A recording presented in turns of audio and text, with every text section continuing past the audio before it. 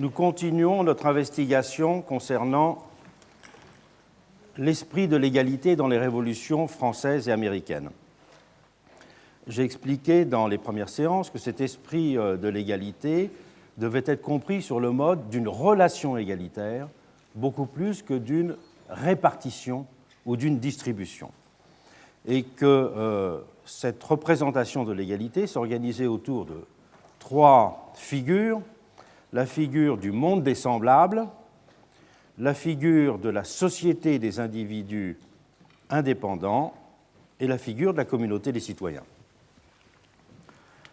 Dans cette heure, je vais continuer l'investigation concernant la société, le monde des semblables, à partir d'une réflexion sur les conditions dans lesquelles était réfléchie la vie en semblable. Car le problème n'est pas simplement d'être des semblables, c'est de vivre en semblable.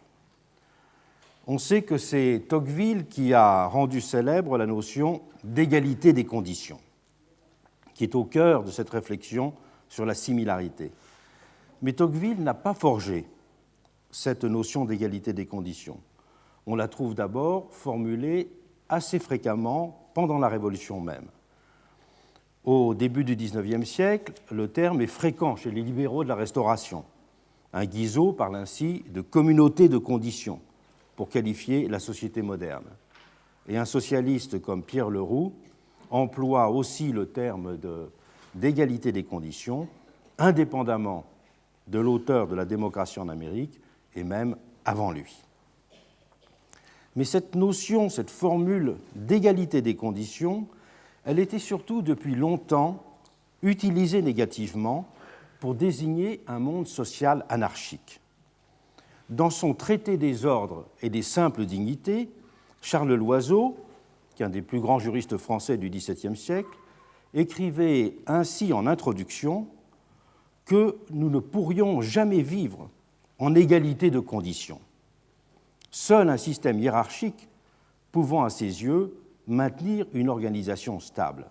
Égalité de conditions voulait donc dire, pour les juristes d'Ancien Régime, et Charles Loiseau est un bon exemple, un monde complètement inorganique. Et c'est justement au contraire cette possibilité d'égalité des conditions qui a été ouverte dans la société moderne.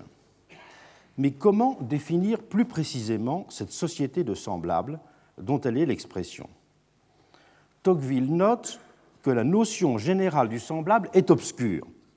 Il a certes raison s'il veut indiquer par là que l'égalité imaginaire, c'est-à-dire l'égalité qualitative à laquelle elle correspond, ne peut se confondre avec une égalité réelle, quantitative, assimilée à une répartition. Mais il faut aller au-delà de cette distinction. Si l'auteur de la démocratie excelle à décrire en sociologue et aussi en psychologue les effets de cette aspiration à la similarité, qui font une grande partie de la deuxième partie de la démocratie publiée en 1840, il n'en propose pas en fait une véritable conceptualisation. Penser la similarité implique de qualifier le régime des différences admissibles qui peuvent l'accompagner. La similarité, en effet, ne peut être conçue que dans la confrontation aux épreuves qui la menacent. Et c'est une formule de Sieyès qui peut nous guider pour commencer cette recherche. Les inégalités de propriété et d'industrie, dit Sieyès, sont comme les inégalités d'âge, de sexe, de taille, etc. Elles ne dénaturent pas l'égalité du civisme. Le problème, pour Sieyès, est ainsi que les différences qui subsistent entre les citoyens ne s'érigent pas en une contre-nature, c'est-à-dire en un ordre artificiel, ce à quoi correspondent justement les privilèges.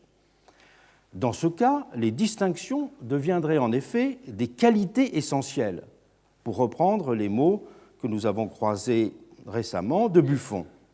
Mais où tracer précisément la ligne de partage? Elle est clairement dessinée lorsque le privilège est constitué en termes juridiques, et au-delà. Nous avons par exemple aussi souligné que le terme de privilège avait souvent été entendu, en France comme en Amérique d'ailleurs, dans un sens extensif, comme synonyme de différence injustifiable. Force est cependant de constater qu'on ne peut guère avancer dans cette voie si on en reste à une définition essentialiste de la similarité. Comment, en effet, théoriser la différence entre une supériorité absurde et chimérique, que l'on refuse, et une simple supériorité des fonctions, pour employer le langage de Sieyès, que l'on accepte? Pour sortir de l'indétermination, il faut repartir d'une définition interactive. La similarité doit être comprise comme le fait de vivre en semblable. Et l'égalité est bien dans ce cas une relation. Elle renvoie à la vitalité d'une commune appartenance, à la qualité d'une proximité, à la facilité de l'échange. Penser l'égalité-similarité implique pour cela de définir ce que j'appellerais les conditions d'une secondarisation de certaines différences dans la vie sociale. Par ces différences dont on attend la secondarisation, j'entends essentiellement celles qui sont d'ordre économique, puisque c'est sur ce terrain que les possibilités de voir s'ériger un nouvel ordre inégalitaire sont les plus manifestes. Il y a trois façons d'envisager une telle secondarisation des différences, et c'est sur ces trois modes que la secondarisation des différences a effectivement été envisagée, à la fois et pensée dans les révolutions américaines et françaises. Premier mode, ce que j'appellerais une limitation-modération. Deuxième mode de secondarisation, la circulation des différences. Et troisième mode, la compensation-correction. Il y a là différentes façons d'éviter donc que les différences économiques ne deviennent dominantes et ne reconstituent des humanités séparées. Et le développement de l'esprit révolutionnaire de l'égalité, en Amérique comme en France, a été indissociable de cette triple appréhension. Première modalité de la secondarisation des différences, leur limitation. Limitation qui, je le dis tout de suite, s'est inscrite dans une vision précapitaliste de l'économie, ce qu'il est fondamental d'avoir bien en tête et ce sur quoi je reviendrai. La perspective d'une possible limitation des différences sociales pendant la période révolutionnaire n'est compréhensible que si elle est rapportée, en effet, aux représentations économiques dominantes de l'époque. Et c'est le débat sur le luxe qui a traversé tout le XVIIIe siècle qui en constitue probablement le meilleur analyseur. Il concentre en effet, même si c'est souvent de façon confuse, tout un ensemble d'inquiétudes et d'interrogations sur les liens de l'ordre social au monde de la richesse. On peut distinguer trois dimensions de cette appréhension du luxe au XVIIIe siècle. Auprès de toute une partie de la noblesse d'abord, l'essor de la consommation de produits manufacturés de luxe, en matière de vêtements ou d'équipage par exemple, suscite d'abord la crainte de voir se développer une véritable confusion des rangs. L'éclat des habits et le luxe des attelages avaient en effet longtemps assuré la visibilité de la distinction aristocratique dans l'ordre public. Une société est bien organisée quand les habits sont réglés pour distinguer les conditions, disait-on à cette époque. Et la possibilité pour des bourgeois de prendre l'apparence de gentilshommes irritait donc ceux qui pensaient qu'ils étaient définitivement protégés du commun par le privilège de la naissance. La noblesse sentait bien qu'un profond ébranlement de l'ordre établi pouvait résulter de cette tendance qu'avait un nombre croissant de bourgeois à s'habiller au-dessus de leurs conditions, comme on disait alors. La noblesse y voyait enfin le signe avant-coureur d'une insupportable transgression. On peut parler dans ce cas, et on a parlé, d'une critique aristocratique du luxe, qui considère celui-ci comme le vecteur d'une égalité rampante des conditions. Et on parlait aussi dans ce contexte d'un luxe niveleur des conditions. Cette dénonciation de type aristocratique se distinguait de ce qu'on pourrait appeler la discussion proprement économique sur les sujets. C'est un des plus grands thèmes de l'économie politique du XVIIIe siècle, et des milliers de livres et d'articles seront publiés sur le sujet en Angleterre, en Écosse beaucoup, et en France, en le consacrant comme un des thèmes clés de l'époque. Le problème qui occupait les esprits était de savoir si les objets de luxe relevaient d'une consommation productive ou improductive, le risque étant dans le second cas de favoriser l'essor d'une richesse artificielle et stérile. Et c'est Mellon le premier, dont l'essai sur le commerce de 1735 est un des premiers traités systématiques d'économie moderne, qui sera encouragé par Voltaire, et par Hume, dont l'essai Of Luxury est de 1752, ils défendront ensemble la normalisation économique des produits de luxe en tant qu'objet de consommation parmi d'autres. Mais au-delà de cette question presque technique, pourrait-on dire, c'était plus largement le sens même de la civilisation moderne qui était interrogé de façon sous-jacente. Lorsqu'il réédite en 1760 son essai majeur Of Luxury, Hume lui donne d'ailleurs significativement un nouveau titre, Du raffinement dans les arts. Et sa thèse consiste à soutenir que le raffinement des arts mécaniques, qui va de pair avec la production des objets de luxe, participe d'un phénomène global de développement, indissociablement économique et culturel. La même époque qui produit des grands philosophes et des grands politiques, des célèbres généraux et des poètes renommés, écrit-il, abonde aussi, d'ordinaire, en tisserands habiles et en bons constructeurs de vaisseaux qui font le luxe. Plus important encore aux yeux de Hume, ce progrès conduit à faire sortir les hommes de l'isolement dans lequel les tenait la lutte pour la subsistance. Il les rapproche, multiplie leurs échanges et conduit, je le cite, à ce qu'ils se sentent un supplément d'humanité. Admet donc, de la sorte, une véritable société civile. Cet humanisme commercial, dont Hume s'était fait l'un des principaux champions, avait ses détracteurs. Ils étaient nombreux. Figuraient d'abord dans leur rang ceux qui ne voyaient que salut que dans l'agriculture, seule susceptible à leurs yeux de fonder une prospérité durable. Et en France, c'est Mirabeau et Quesnay qui se feront les champions particulièrement éloquents et influents de cette appréhension des choses. Et leur physiocratie exercera durablement son influence, alors même que les arguments techniques qui la fondaient en théorie économique auront été invalidés. Et dans toute l'Europe de la fin du XVIIIe siècle, il y aura un véritable mouvement d'agromanie qui fera se rejoindre une certaine aristocratie terrienne qui redoutait justement le nouveau monde du commerce et de l'industrie, avec tous ceux qui voyaient dans l'essor du commerce un ferment de corruption des mœurs et de dissolution des sociétés. Stigmatisation du luxe, dénonciation du capitalisme financier et célébration de l'agriculture iront de la sorte longtemps de pair.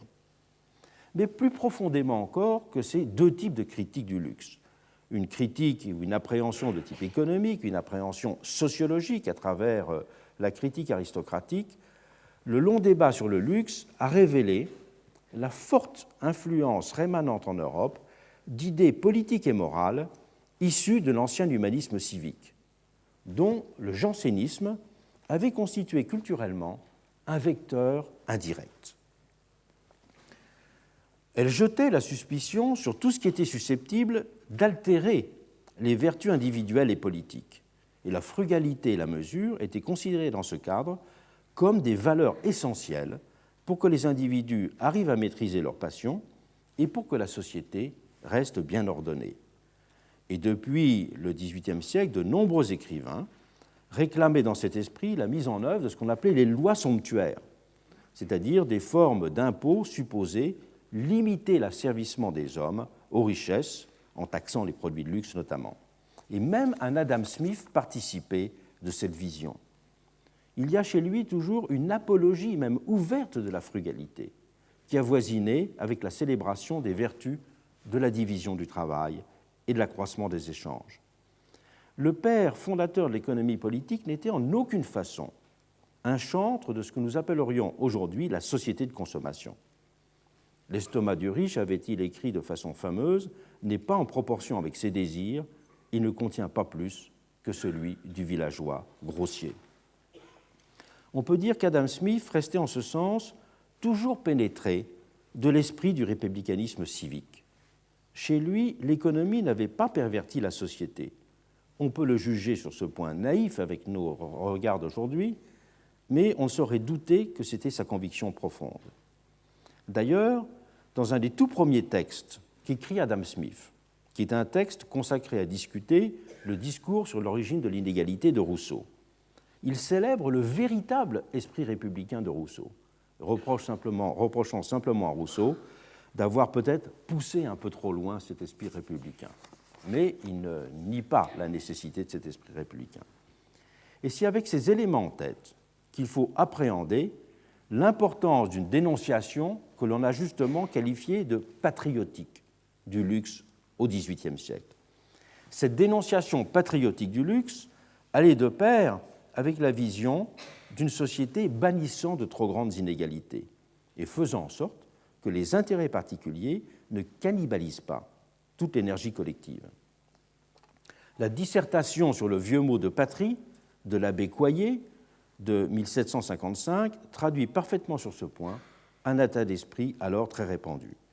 Coyer est un homme de lettres typique de son temps, lui doit des ouvrages de morale, d'économie politique, même des récits de voyage, des utopies également, un plan d'éducation publique. Il a vraiment couvert la gamme, je dirais, des essais classiques de la période.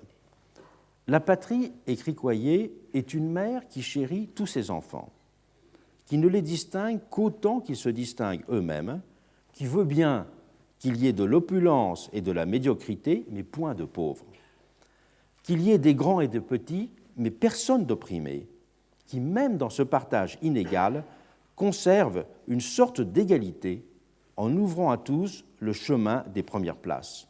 Ce qui nous manque, c'est de penser en commun. Si, poursuit-il, dans une nation, on voyait comme deux nations, la première remplie de richesse et d'orgueil, la seconde de misère et de murmures, l'une se croyant heureuse vis-à-vis du malheur de l'autre, si on y voyait deux parties s'attaquer, on n'y entendrait pas le mot de patrie. Cette sensibilité se retrouve chez des auteurs qui sont par ailleurs loin de partager les mêmes vues politiques et constitutionnelles. Montesquieu et Rousseau ont notamment des formulations parfois très proches pour stigmatiser le luxe et les différences sociales excessives qui l'alimentent. Et les termes de frugalité et de modération se trouvent ainsi à de nombreuses reprises sous la plume du premier, qui va même jusqu'à parler, Montesquieu, des désordres de l'inégalité. Tandis que le second, Rousseau, juge, je le cite, que le plus grand mal est déjà fait quand on a des pauvres à défendre et des riches à contenir.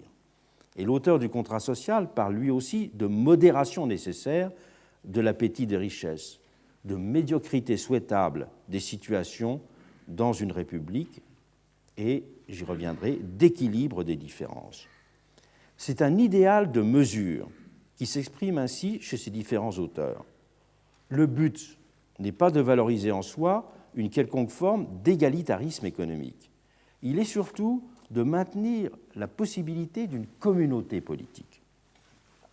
À l'égard de l'égalité, dit en ce sens Rousseau, il ne faut pas entendre par ce mot que les degrés de puissance et de richesse soient absolument les mêmes, mais que nul citoyen ne soit assez opulent pour en pouvoir acheter un autre et nul assez pauvre pour être contraint de se vendre.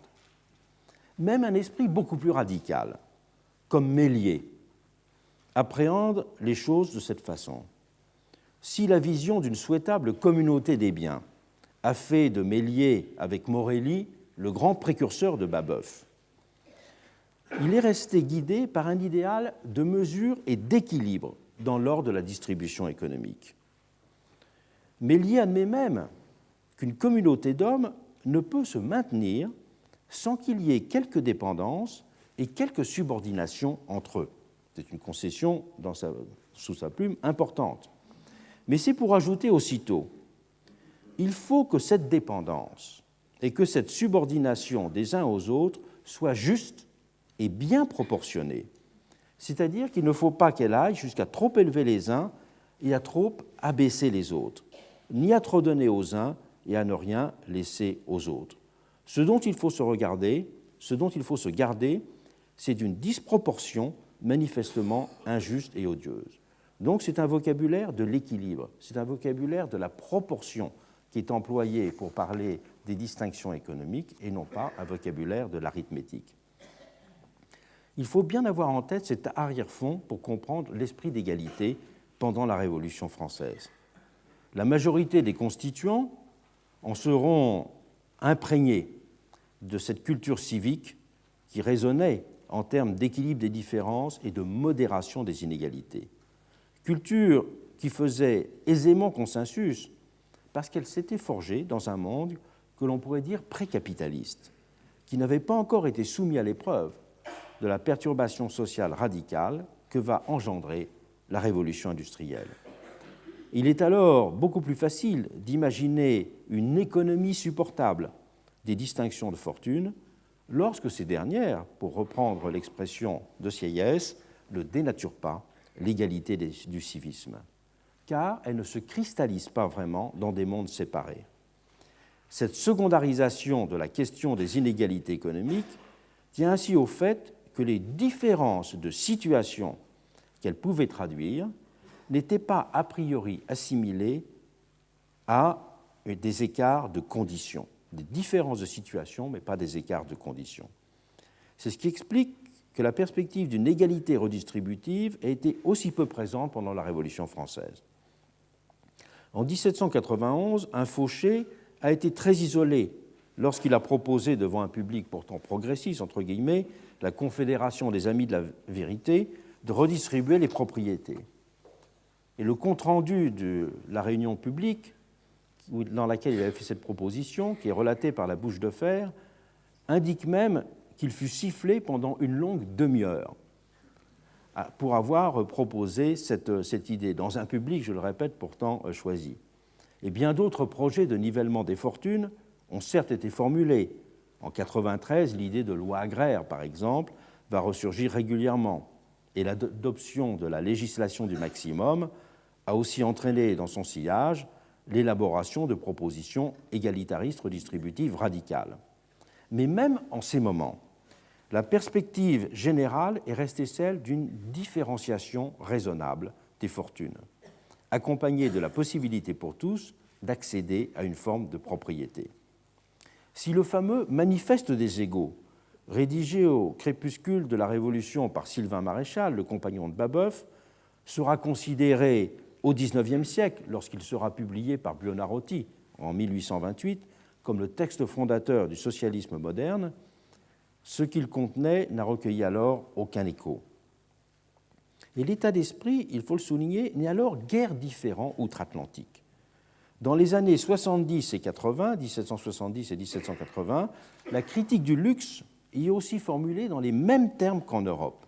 Et l'idéal américain de l'époque est celui d'une société relativement homogène dans laquelle les inégalités économiques n'alimentent aucun ressentiment parce qu'elles sont limitées et ne divisent pas la société en blocs étrangers ou hostiles. Et rien ne témoigne mieux de cette vision des choses que les écrits de Benjamin Franklin, qui constituent une expression presque parfaite de ce qu'on pourrait appeler l'idéologie américaine de l'époque. Dans un avis à ceux qui voudraient s'établir en Amérique, il se félicite par exemple qu'il y règne une heureuse et générale médiocrité, et qu'il n'y ait ni les insolentes fortunes, ni la misère que l'on pouvait alors trouver en Europe. Dans la science du bonhomme Richard, dont chaque foyer possédait un modeste exemplaire de colporteur, c'est ce même idéal qu'il appelle ses concitoyens à maintenir vivant. L'histoire de l'Amérique et les vertus de ses habitants devait ainsi permettre pour lui l'existence d'une forme de société dans laquelle les inégalités seraient également secondarisées. Et l'avenir de l'Amérique, il faut le rappeler, était alors beaucoup plus volontiers pensé par les pères fondateurs sous les espèces d'une Sparte chrétienne que sous ceux d'un capitalisme destructeur. La deuxième façon de penser la secondarisation des différences est la circulation des différences. Le privilège, en effet, n'est pas seulement défini par le type de distinction matérielle ou symbolique qu'il introduit. Il est aussi une fonction du temps. Le propre du privilège est d'inscrire les différences dans la durée, de figer le monde. Et pour justifier l'instauration de cette immobilité, le privilège se réfère toujours à une dette des origines dont il ne ferait que payer les intérêts, ou à une distinction première dont il entretiendrait la mémoire. Le privilège est pour cela indissociable d'une vision des choses dans laquelle c'est le passé qui gouverne les hommes. Il s'enracine dans la revendication d'une tradition et entend se légitimer en permettant la reproduction d'un ordre originaire considéré comme fondamentalement juste.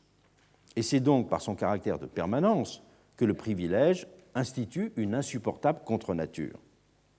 L'esprit d'égalité s'érige contre ses prétentions en lui opposant les droits du présent et en affirmant la nécessité de régler les relations entre les hommes sur leurs activités immédiates et non plus sur des partages hérités de leur père.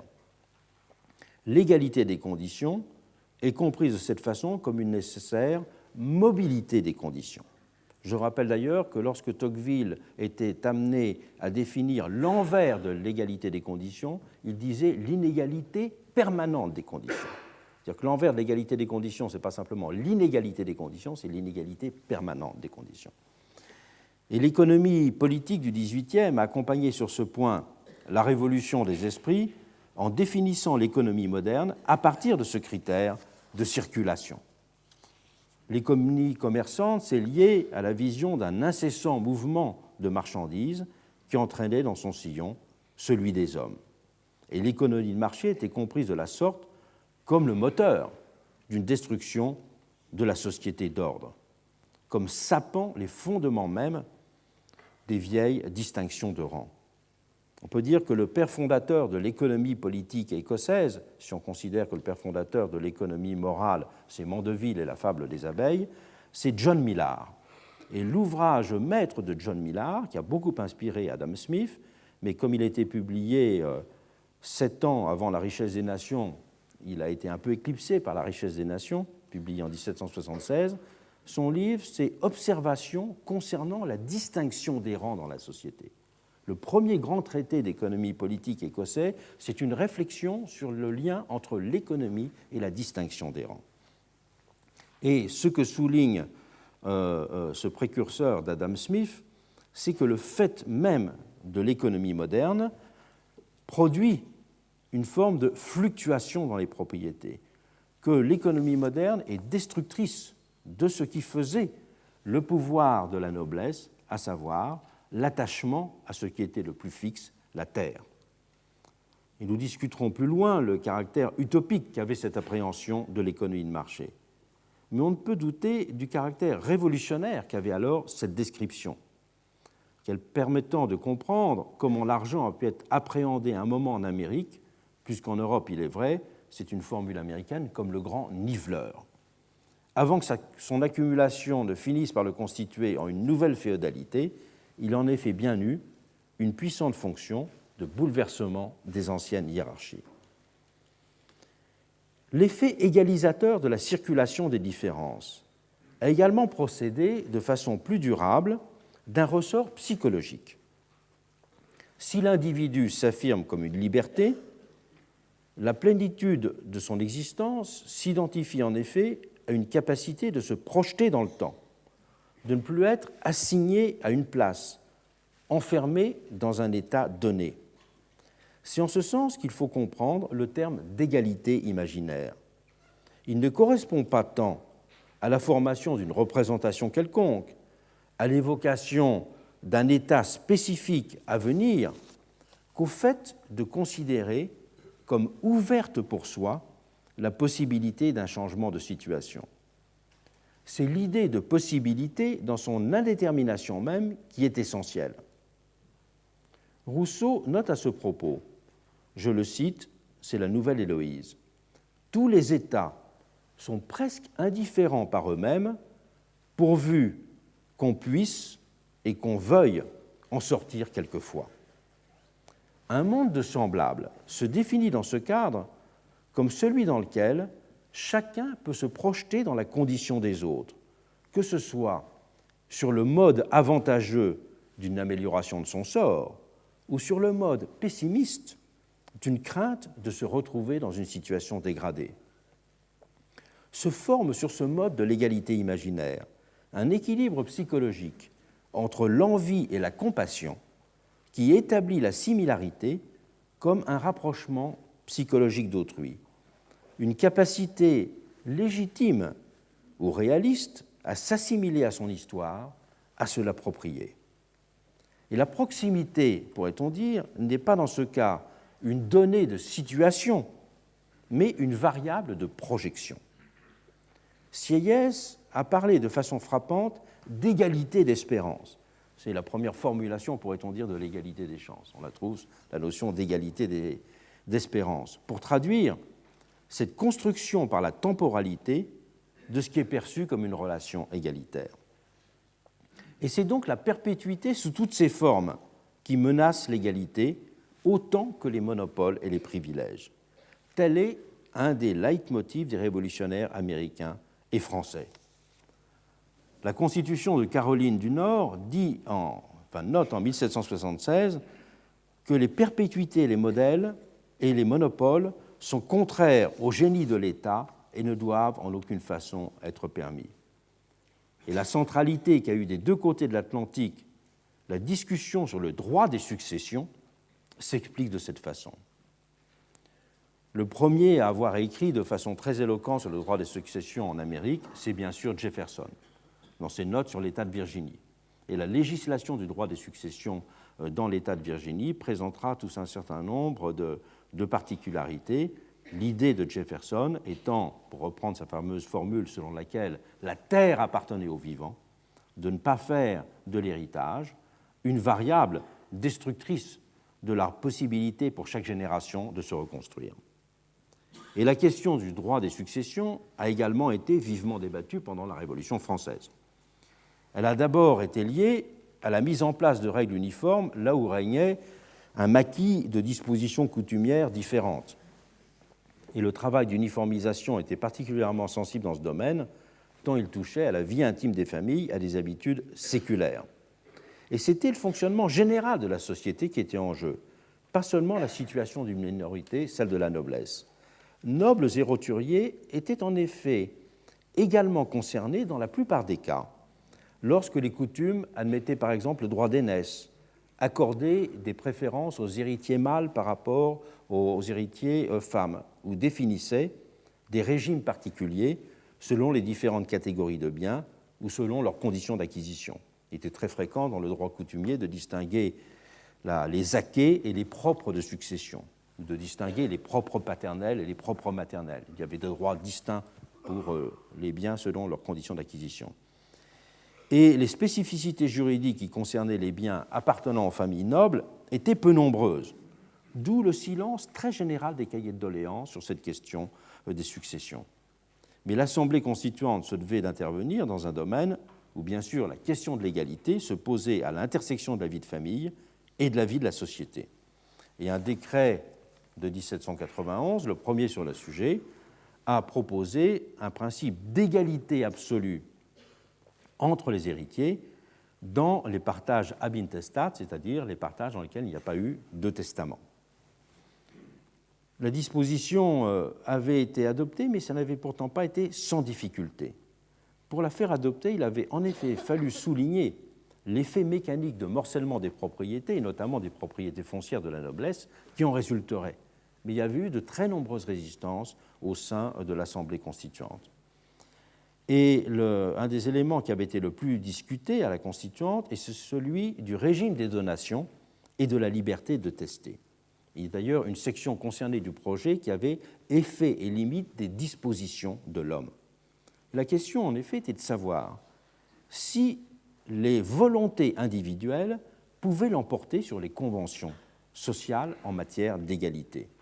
Et c'est Mirabeau qui a rédigé à cette occasion, à quelques jours de sa mort, un de ses plus fameux discours pour inviter ses collègues, dans tous les cas, à imposer l'égalité successorale, en déclarant nulles toutes les dispositions testamentaires qui auraient conduit à avantager tel ou tel héritier. La volonté individuelle, argumentait Mirabeau, ne peut instituer, en fait, par une sorte de loi personnelle, ce que la loi publique refuse d'admettre, des distinctions légales. Et la liberté de tester, c'était cela pour Mirabeau, Elle pouvait créer artificiellement un riche et des pauvres dans une même famille. Elle pouvait transformer ainsi les relations d'un père avec ses enfants en un rapport de pouvoir entre, je le cite, un protecteur hautain et d'obscurs subordonnés. Les testaments, disait-il encore, ne sont d'une certaine façon que des instruments de vanité. Quand des hommes veulent en faire l'outil d'une distinction posthume, ils cherchent à faire vivre dans leur imagination tout un ensemble de descendants qui pourront entretenir leur image passée. Et la volonté des individus posait ce problème qu'elle conduisait à faire revivre sous les espèces du testament des inégalités de cette façon que l'on pouvait dire féodale. L'égalité des successions est au contraire en plein accord avec le nouvel esprit des institutions. Mais au-delà de la nécessaire égalité entre les cohéritiers, qui ne sera pas acceptée à la suite pourtant du plaidoyer vibrant de Mirabeau, il faudra attendre l'an 2 pour qu'on mette l'accent, on accepte l'égalité entre les héritiers en mettant l'accent sur les effets de morcellement généraux des propriétés qui en résulteraient. Et on avait insisté sur le fait que c'était un moyen de prévenir la reproduction des inégalités. Et le législateur avait même envisagé un moment de plafonner le montant des successions. Et on trouve même, à côté du droit classique des successions, un certain nombre de propositions originales. Je cite par exemple celle de Billaud-Varenne, qui avait proposé de mettre en place un système de succession nationale, où à partir d'une certaine somme, les successions seraient soit confisquées, soit taxées, pour constituer un fonds qui serait redistribué aux enfants de familles démunies. C'est tous les systèmes d'allocation très à la mode aujourd'hui. Si vous lisez les principes, les éléments du républicanisme de Billaud-Varenne, il a tout un chapitre sur ce système de succession nationale dans lequel il y a en quelque sorte une redistribution générationnelle du capital social qui peut s'opérer. Et c'est dans la même idée d'une circulation des richesses et donc d'une circulation des différences qu'a été proposé aussi en 1991 le fameux partage des biens communaux. Partage des biens communaux qui, dans la société française de l'époque, a été un élément fondamental d'égalisation des propriétés et de distribution d'une petite propriété à beaucoup de personnes dans le monde rural. Mais il y a un troisième mode de gestion des différences, troisième mode de secondarisation des différences. Après la limitation, après la circulation des différences, on peut parler d'un mécanisme de correction des différences. Pour bien comprendre de façon sensible comment était abordée cette idée de correction des différences pendant la Révolution, je voudrais commencer en citant un passage de la Nouvelle Héloïse. Le passage de la Nouvelle Héloïse dans lequel Rousseau raconte le moment des vendanges et l'atmosphère particulière qui caractérise ce moment des vendanges. Voilà ce qu'écrit Rousseau. « Le soir, on revient gaiement tous ensemble. On nourrit et on loge les ouvriers tout le temps de la vendange. Et même le dimanche, après le prêche du soir, on se rassemble avec eux et l'on danse jusqu'au souper. Les autres jours, on ne se sépare point non plus en rentrant au logis. Tout le monde se met à table, maître, journalier, domestique. Chacun se lève indifféremment pour servir sans exclusion, sans préférence. La présence de maître si respecté contient tout le monde, mais n'empêche pas qu'on soit à son aise et gai.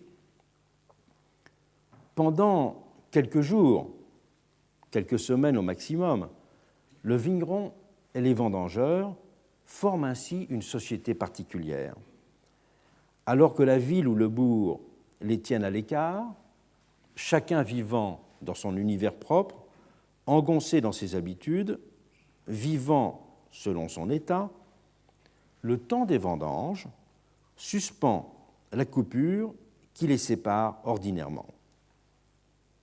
Il y a alors, pourrait-on dire, une sorte de résorption des distinctions sociales dans la chaleur simple des veillées et des repas partagés.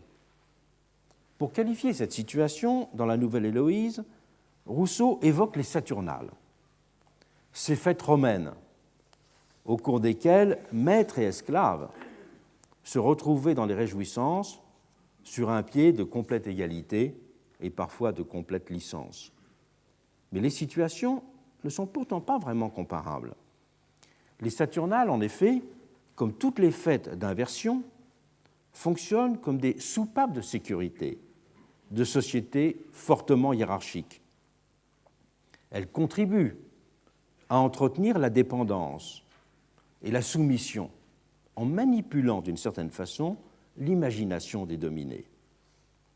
Le moment des vendanges n'est pas du même ordre cathartique. Il n'entretient aucune équivoque passagère sur la vérité des situations, contrairement à toutes les fêtes d'inversion. Il participe plutôt d'une économie apaisée et générale du lien social dans laquelle entre sereinement en composition le fait des différences matérielles de fortune et la qualité des relations civiles. Il y a donc dans ce cas une sorte d'effet correcteur des différences.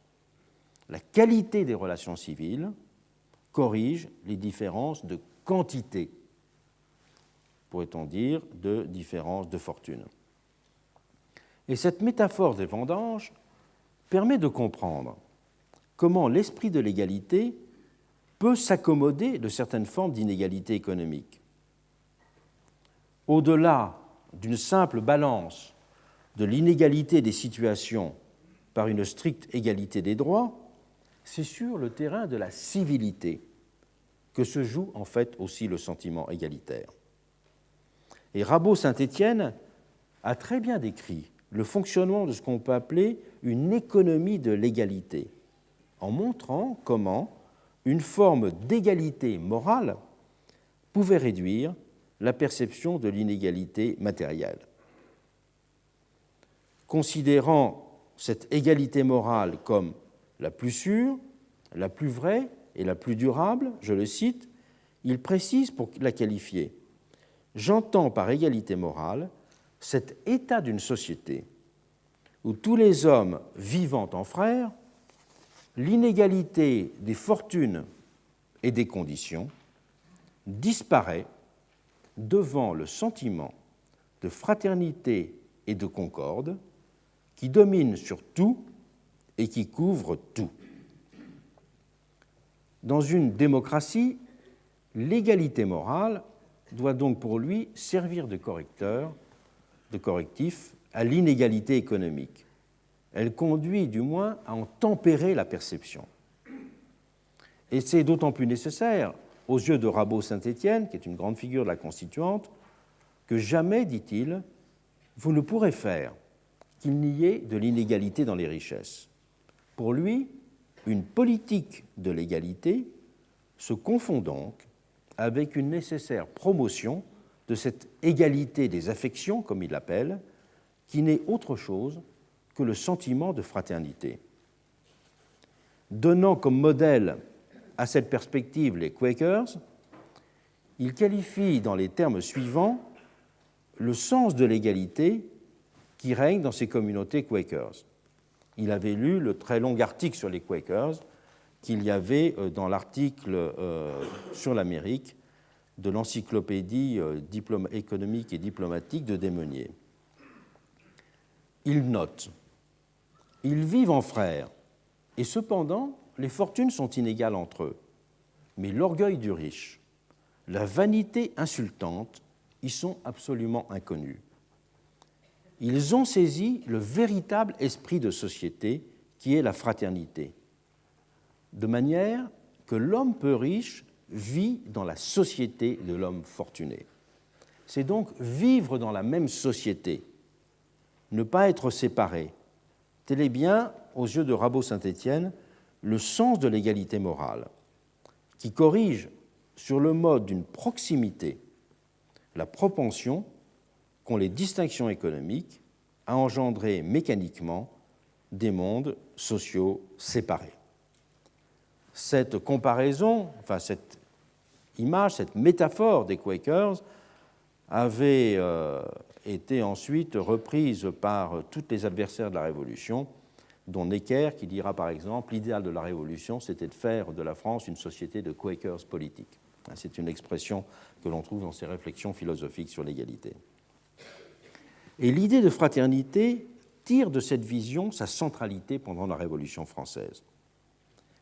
Juristes et philosophes ont significativement toujours eu des difficultés pour intégrer la notion de fraternité dans un cadre conceptuel structuré, tant elle semblait n'évoquer qu'une sentimentalité fuyante ou un terme qui résistait à la rigueur des définitions juridiques ou à la rigueur des définitions politiques ou même à la rigueur des définitions sociologiques. Et les historiens, depuis Michelet, avaient expliqué de leur côté que l'usage de ce mot qu'ils reconnaissaient aussi insaisissable qu'omniprésent pendant la Révolution, aussi omniprésent dans le langage que dans les images, participait en fait essentiellement d'une culture de l'unité nationale. Et qu'en 1790, l'idée de fraternité, qui prend chair effectivement et qui se développe à partir du grand rassemblement de la fête de la Fédération, le 14 juillet 1790, est directement liée à l'idée de participer d'une vie et d'une fête de famille. Et Michelet notait, à propos de cette allégorie de la fraternité dans les grands rassemblements de la Fédération, n'oublions pas que la Révolution est l'époque unanime, l'époque sainte où la nation tout entière, sans connaître encore ou bien peu les oppositions de classe, marche sous un drapeau fraternel. La fraternité était donc pour lui une sorte de pré-société, était une sorte de modalité de la vie commune qui était celle de la confusion, dans laquelle il n'y avait pas encore d'individualité qui s'exprimait, dans laquelle il y avait simplement l'unanimité qui régnait. Et la référence à la fraternité peut être comprise dans ces termes comme étant, d'après Michelet, à la fois une qualité et une métaphore de l'union et de la nation. Avec le sentiment de proximité auquel elle renvoyait, elle était appelée à accompagner et à contrebalancer une conception fort abstraite de la volonté générale et du grand tout citoyen. Et en quelque sorte, donc, on pourrait dire une espèce d'économie de la sensibilité à laquelle participe indéniablement la notion de fraternité. Cette économie de la sensibilité, elle vise à contrebalancer, je dirais, les conditions dans lesquelles s'affirme de façon extrêmement abstraite le grand tout national, les conditions très abstraites dans lesquelles est défini l'intérêt général. Et on voit par exemple qu'au plus fort de la terreur, il y a en permanence un discours qui oscille entre l'exaltation des grands principes et la célébration de l'amitié la plus rapprochée. Et le langage de Saint-Just en 1794 est le plus typique de cette nouvelle économie de la sensibilité qui mêle le plus abstrait et le plus immédiat, qui mêle le plus familial et le plus référé à une idée générale de l'humanité. Mais il me semble que l'on peut aussi considérer d'une autre façon le thème de la fraternité dans la Révolution. Il n'est pas simplement une espèce d'adjuvant de la célébration de l'union des cœurs et de l'unanimité des esprits, on peut aussi le comprendre dans le cadre d'une économie générale de l'égalité. L'évocation d'un lien de famille entre les citoyens les invite en effet à une sorte de rééducation du regard qu'ils portent les uns sur les autres.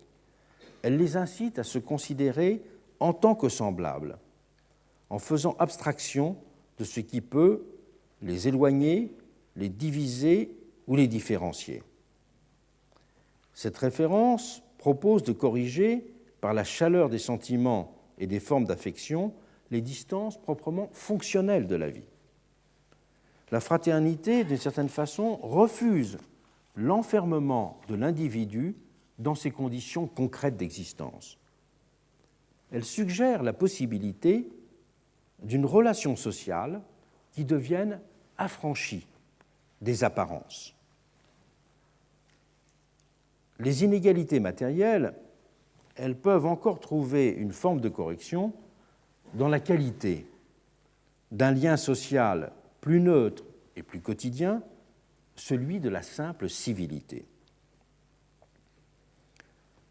Cette civilité, nous le verrons la semaine prochaine, a été au cœur de l'établissement de la démocratie américaine. Mais elle a aussi joué un rôle clé en France.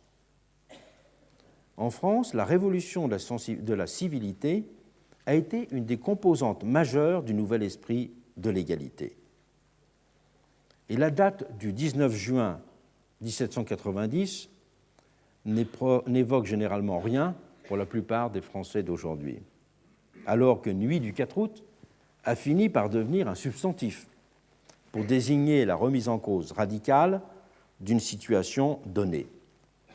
Pourtant, le décret de ce jour, le 19 juin 1790, qui abolit les titres de noblesse et proscrit leur usage, en même temps qu'il interdit d'avoir des armoiries et de faire porter livrée, c'est-à-dire d'avoir des serviteurs, des domestiques dont les habits soient ces armes, a pourtant revêtu une importance symbolique équivalente. À partir de cette date, nul ne pouvait se prévaloir d'aucun titre, ni faire précéder son nom de la particule de, et les appellations d'excellence, d'altesse, d'éminence, de grandeur, etc., étaient légalement bannies du vocabulaire. Le nom de famille était le seul qu'il convenait dorénavant d'utiliser pour désigner un individu, dans les occasions de la vie quotidienne, mais aussi dans les actes administratifs et dans toutes les circonstances officielles. La révolution de la civilité complétait de la sorte celle du droit qui avait été opérée le 4 août. Et elle avait, pourrait-on penser, beaucoup moins de conséquences matérielles que l'abolition des privilèges.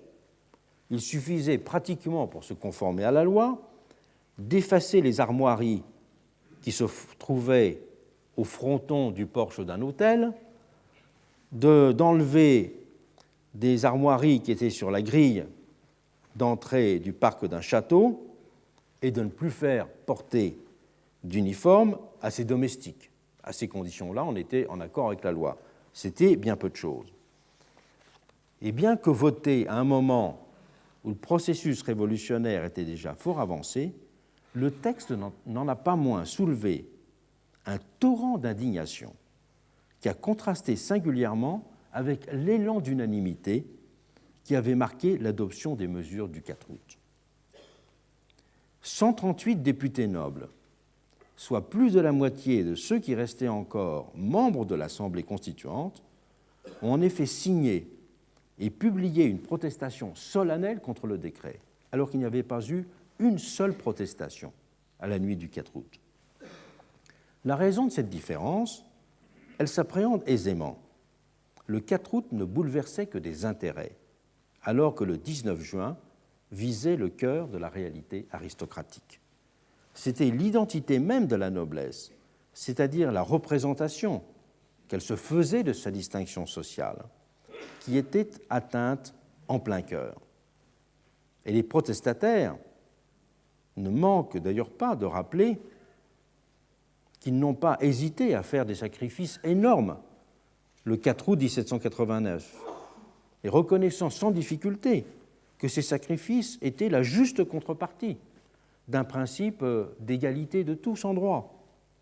Mais en même temps qu'ils affirment la justification pleine et entière de la nuit du 4 août, ils repoussent avec virulence ce qui apparaît à nos yeux comme une mesure de portée purement symbolique. Car le problème pour eux était justement que ce symbolisme de la distinction était essentiel. Et l'un d'eux oppose ainsi, parce qu'à côté de cette lettre générale, il y a eu tout un ensemble de protestations particulières qui n'ont pas été publiées au Moniteur universel, c'est très intéressant, mais qui ont été en revanche, après être retrouvées, publiées dans les archives parlementaires Laurent Mavida, pour un certain nombre d'entre elles. mais le Moniteur de l'époque n'avait pas publié, n'avait publié que la lettre générale des 138. Et on trouve dans ces textes, formulés à plusieurs reprises, cette idée, une opposition entre l'égalité de droit, que l'on reconnaît bien sûr comme nécessaire, et l'égalité des conditions. La formule est remployée de nombreuses fois dans ces protestations comme, je cite, une chimère philosophique. Et Necker lui-même, qui est au pouvoir, se déchaîne et il adresse au roi une longue note lui suggérant d'adresser à l'Assemblée des observations critiques. En poursuivant dans les plus petits détails tous les signes de distinction, écrit le ministre, on court peut-être le risque d'égarer le peuple sur le véritable sens de ce mot égalité. Et effectivement, avec la révolution de la civilité, c'était bien en effet une barrière décisive qui s'effaçait, conduisant la question de l'égalité à rester comme toujours ouverte. Elle lui ouvrait de nouveaux champs. Et la question d'une civilité républicaine devenait pour cela indissociable d'une interrogation sur les formes de la constitution d'une société des égaux. Vision d'une civilité républicaine qui, je le rappelle, avait été traitée d'une double façon dans le passé, qui avait d'abord été traitée par toute la tradition des manuels de civilité à partir d'Érasme. Mais toute la tradition des manuels de civilité à partir d'Érasme mêlait en quelque sorte les notions de civilité domestique et de civilité sociale. Mais elle renvoyait encore plus encore à toute la tradition de l'humanisme civique qui s'enracinait dans la lecture des auteurs anciens. La révolution de la civilité, c'était donc une troisième façon, pourrait-on dire, de penser l'équilibre que certains appelaient de leur vœu en matière d'inégalité. Non pas supprimer arithmétiquement les inégalités, mais trouver un régime des différences qui ne constitue pas une contre-nature. Régime des différences qui ne constituait pas une contre-nature, car il était fondé sur une limitation, sur une circulation, et donc sur une correction de ces différences. Et ces trois modalités ont été aussi souvent affirmées en France qu'en Amérique pendant cette période. Comme d'habitude, je m'arrête 2 minutes avant de reprendre.